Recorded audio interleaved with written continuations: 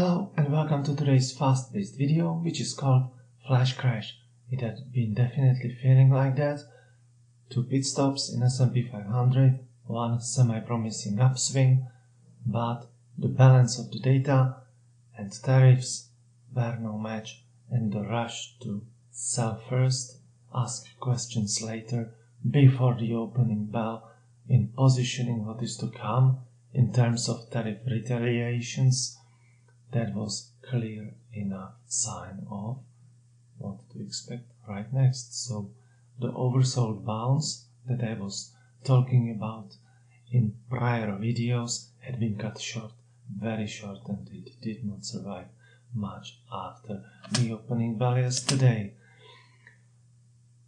Sunday, low liquidity, strategic reserve announcement, all called in the video before it happened, led to Bitcoin and cryptos pumping higher, however clear bearish engulfing, and this tells us everything we need to know about what to expect in cryptos and risk taking in general. Yields. On the weekend I had been discussing the purely technical target of 4.15, 4.10% on the 10-year, and this will be no pause, no stop to the retreat in yields, because there are very valid macroeconomic reasons, deteriorating index of economic surprises, and clearly stagflationary data. There is one thing to be receiving hot prices, and another one, record trade deficits with imports before tariffs kick in, and yet new orders not at all are corresponding to those imports. So clearly stagflationary data as of prior Friday, coupled with deterioration in the job market, this spells clearly what to expect macroeconomically, and the nail into the coffin, if I can use this idiom, had been GDP now. The recalculation bringing it to almost 3% negative. Of course, it would not turn out that bad.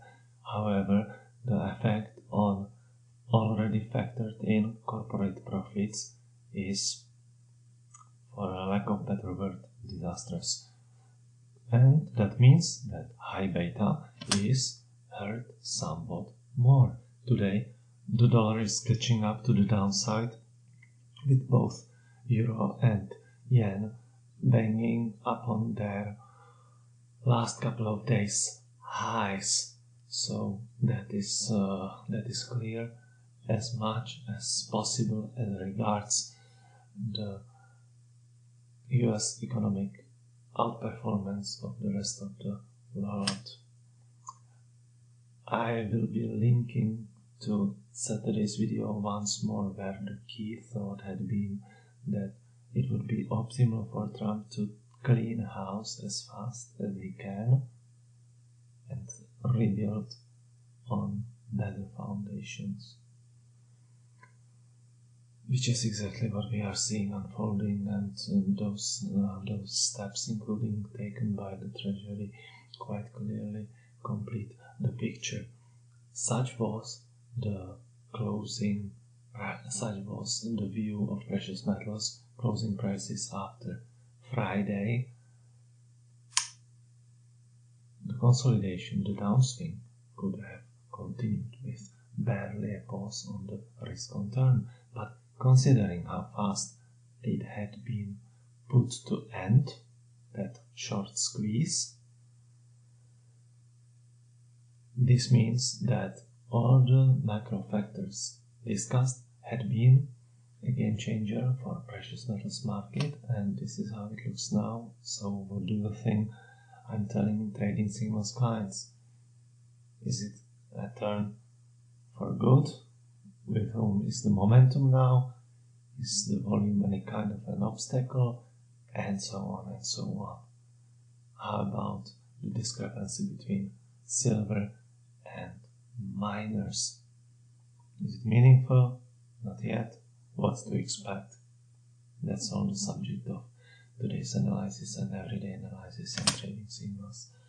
Couple of key tweets following yesterday's close and seeing just how deep the selling before the closing bell was. Troublesome. Europe with the path to peace, tariffs, retaliations to tariffs, GDP down, discrepancy between the ISM manufacturing prices and new orders, and short-term bonds rising, meaning rates retreating, which is clearly putting pressure on the Fed to relieve the monetary policy, to to see even quantitative easing kick in down the road. And one more reference to the Saturday video that I covered in talking already. So forget about higher for longer and inflation fight, because inflation, as I've been saying in prior videos or articles approximately 1 to 2 weeks ago, is slowing down. So we might have very well seen its peak, while now those tariffs would kind of reinvigorate that move. So there have been conflicting views in terms of prices. However, the economy, considering, for example, these hot prices of yesterday, end of last week, and that is coming at odds with low import prices. So overall, the message, though, should be centered in interpreting inflation on the slowing pace of economic activity ahead, which will help deal with inflation, whether we see it slowly drifting higher, sideways, or right away down. The point is that inflation is going down later on in 2025, and we would not have to wait too many months for that.